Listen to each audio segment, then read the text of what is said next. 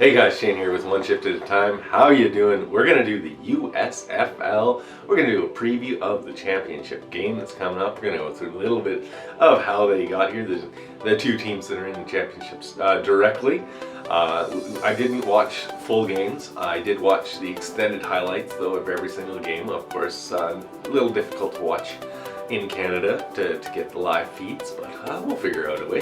Definitely going to be watching the final, so let me know if you guys want to see that one live stream, and we'll see what we can do. I gotta say though, that was an extremely fast season. It seems like just a little while ago we were ranking these the logos and the team uniforms as the season was coming up, and now the season's already over. So kick returning has really been one of the best parts of this new league.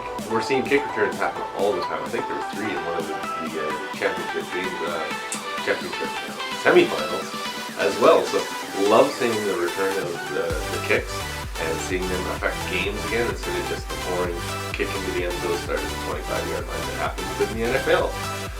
Also, loving the review process that is done by the refs. Every time there's a call, you'll hear the refs talking and explaining why they're making the decision they're making. They're not afraid to reverse calls on the field all the time. If the wrong call is made, they fix it, and I really do appreciate that, and I really like that about the USFL. Another thing I really like are the 3 types of point after attempts.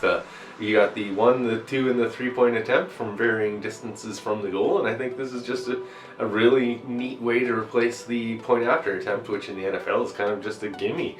I mean, a lot of teams have been experimenting trying to make a 2-point play in the NFL, and I think that it is catching on, but I think it's just a little too boring watching a team kick a point after, right? It's almost so automatic. So let's see how we got to this championship game.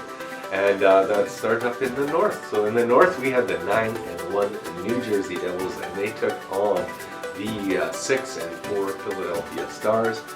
This was a great game by Chase Cookis. He really, he started the first beginning of the season on the bench, but he earned his spot, and he is definitely the quarterback for the Stars.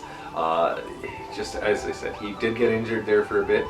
Did force him to leave the game for a bit, but he came back for the end, and he definitely won it for them. So it was a lot of interceptions too. There was the 7th interception, leading by Chase there.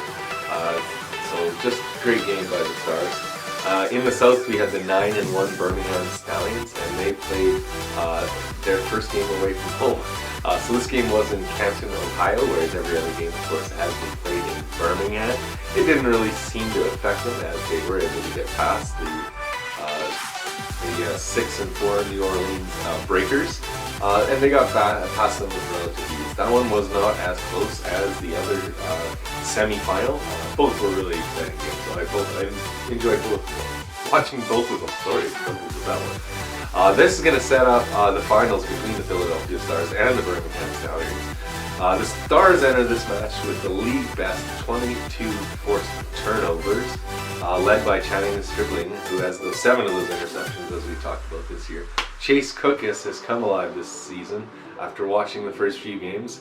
He has 1,334 passing yards, 12 TDs, versus 5 interceptions, and a passer rating of 136. So just really good. The Stallions coming into this with DeMarcus Gates leading the D. He's got 67 tackles and 6.5 sacks. And as far as the QB, the Stallions have Jamar Smith, who threw for 1,763, 11 touchdowns and 6 interceptions. His favorite target was Marlon Williams, who caught 498 yards and 4 TDs, averaging 13.8 yards per reception. So darn good. As for prediction, I'm going to go with the underdogs. I'm going to go with the Philadelphia Stars. I mean, they were only 6-4 in the regular season. Of course, Birmingham was 9-1. I think Cookis is going to bring his NFL experience, and it's just going to be enough to get the W. Let me know, of course, in the comments below what your predictions are. If you've watched any of these games, if this league interests you, we're going to get on the XFL logos. I'm probably going to do 2 videos, the old logos and the new logos for that one, as their season is getting close.